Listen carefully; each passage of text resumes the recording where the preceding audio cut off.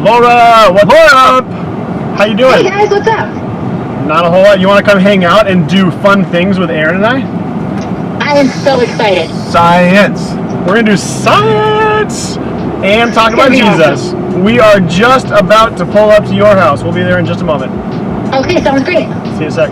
Bye. If anyone's in Clarendon Hills and wants to hang out today, you just let us know, all right? Come outside. Come outside. Yeah. Yell really loud. Steve! We'll be there. We'll be there. Laura, can you tell us just a little bit about yourself, your family, your world, what you do? Yes. So we are now living, of course, in Clarendon Hills. We moved from Hinsdale last year, and I'm originally from Michigan. I have 2 kids, Madison and Olivia, and my husband, Ken, as some of you know him, or Mr. Show, and we have 2 dogs, Amigo and Maggie. Maggie's a new one, and she has been a challenge, but she's pretty fun. And Amigo we've had in New Mexico, which we used to live in New Mexico. That's a fun fact. Can you tell us a little bit about the origins of your faith? Yes. So I grew up going to church. My mom and dad would bring me when I was a kid, and I remember walking by the cradle roll classroom as like a toddler. So that was something that I was in when I was really young. But I grew up going to a Church of Christ, and so it's a non-denominational church, but it's very routine. And so there were certain things we did every time we went to church. Like we took the Lord's Supper every Sunday, and we went on Sunday morning, Sunday night, and Wednesday night. Those were like our service times. And so Sunday morning was also youth worship, which was fun. And so I got to hear a lot of Bible stories as a kid, which helped a lot when I got older. And then when we moved to a different church, we went to another Church of Christ. And so my friends were always part of that group. The really great thing about growing up in a church is that when you find one in another place, so when I went to college, I knew I wanted to go to Northern Michigan University, not only because it was a great teaching school, but because there was a Church of Christ not far from campus. And so I knew I would already have a community I could be part of. When I moved all the way across the country to New Mexico by myself, there was Gallup Church of Christ, and I was able to find that. And so I helped teach Sunday school and things like that, and really get involved. And they furnished my first apartment. It was just they kind of take you in. So right after church on Sunday mornings, either at college or in Gallup, they would invite me to come over to their house and eat lunch with them and spend time with them. And so anytime I felt like I was alone or unsure, there was someone at church that was inviting me to do something, and it was really great.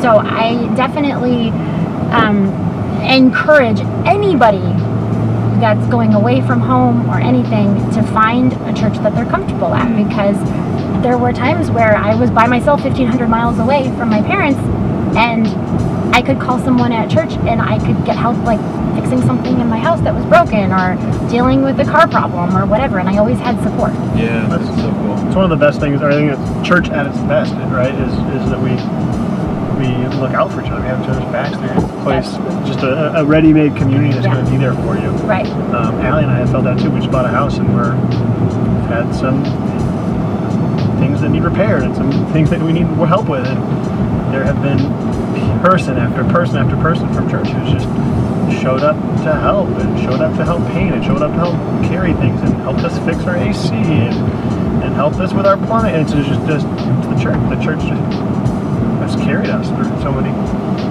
different things. So Downers Grove peeps, we are right by your Pepperidge Farm. Everybody, on the count of 3, smell the Pepperidge Farm. Yeah, turn the smell up on your televisions, guys. 3. I don't smell it yet. I don't think they're baking bread today, guys. Oh, Pepperidge Farm. Thanks for nothing, Pepperidge No, Farm. I don't smell much at all. No goldfish crackers.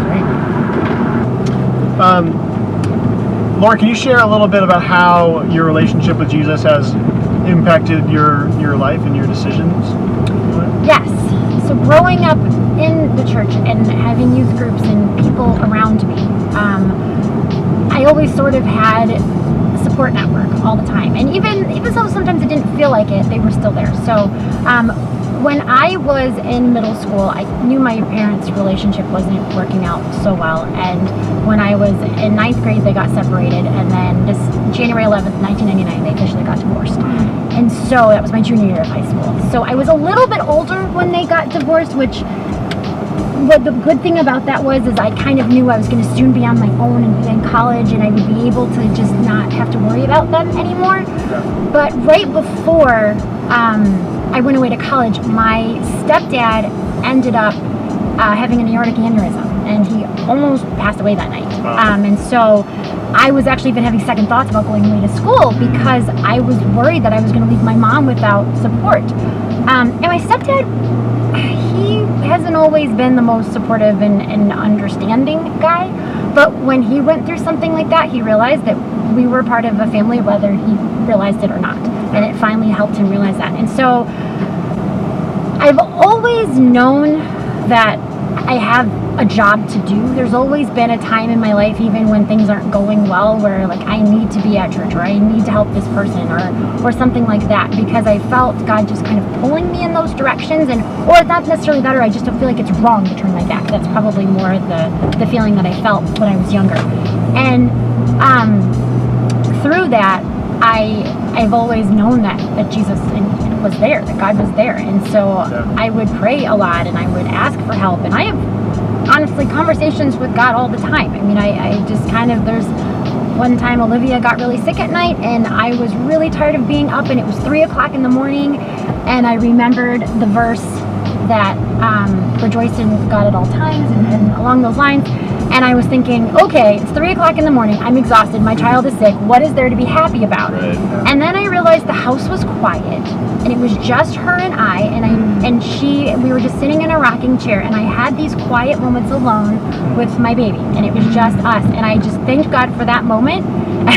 And magically, kind of, she fell asleep and went to bed, and we all got sleep after that. And I felt like it was God telling me, Laura, pay attention, because this looks crazy and you feel like the world is falling down around you, but I'm here, and you just need to realize I'm here. Once you acknowledge me, we're good to go. And you know, there's so many verses in the Bible where God tells you to seek him out and find him, and that's exactly it. And sometimes it's simply just looking up and saying, I don't really understand this, God, but I'm asking for your help. Please help me. And a lot of times we feel to do something after that. Yeah. Wow. That's a good reminder. So I'm struck by it, is there really are a lot of our students who carry heavy things and who are experiencing hardship like that. Their families are in their school life or in who knows what, right? But something that's so just true and just true is that God is there, and God is with you, and he's not going to leave you, he's not going to forsake you, he's going to guide you through it, and he wants to, he's going to be there no matter what, but he wants us to know that. He wants us to know that we're going to be okay, and that he's going to help us through that. And that's just such an important thing. His unfailing love, his love is unfailing. It doesn't change. It doesn't go away. It's not going to stop. So, wow, thanks for sharing that. Hey friends, we're going to go and do science. Science. And I think explode some things. We'll find out. We're definitely exploding things. We're definitely going to explode stuff. Yep. It'll be fun.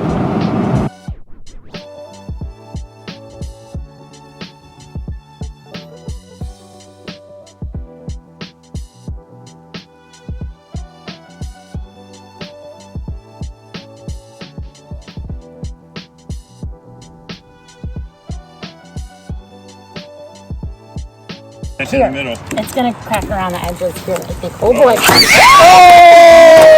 Oh! That was amazing! That was awesome!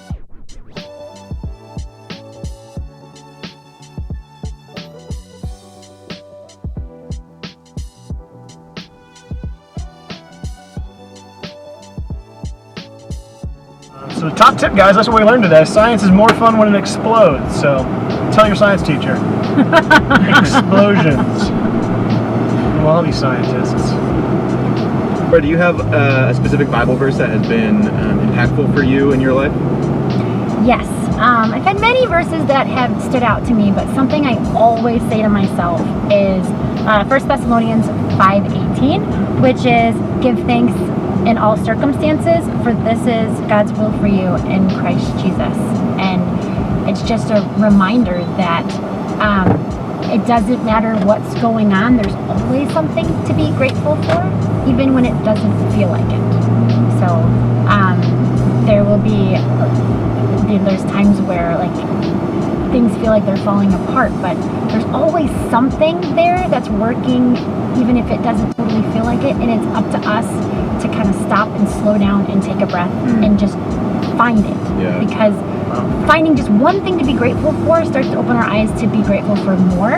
And that's really the grace that we give ourselves and each other that God intended for us to have. Laura, if you had one challenge for our high school and middle school students, what would you challenge them with? I have been thinking about this a lot because this is, I feel like the things I've gone through in life are because I can share with others what I've been through and help them through things. And so there's a couple of things that I really think.